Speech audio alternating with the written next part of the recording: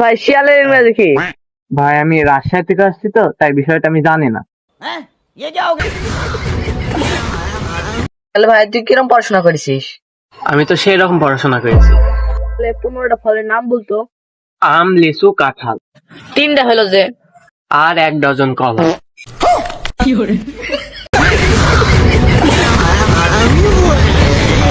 তাই তোর বাপের কাছে ফোন দিয়ে 10 লাখ টাকা আমার অ্যাকাউন্টে দিত বুঝ।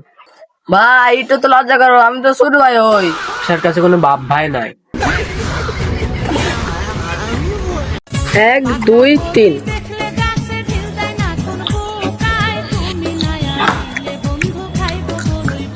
जरा सबर करो। হবে? না।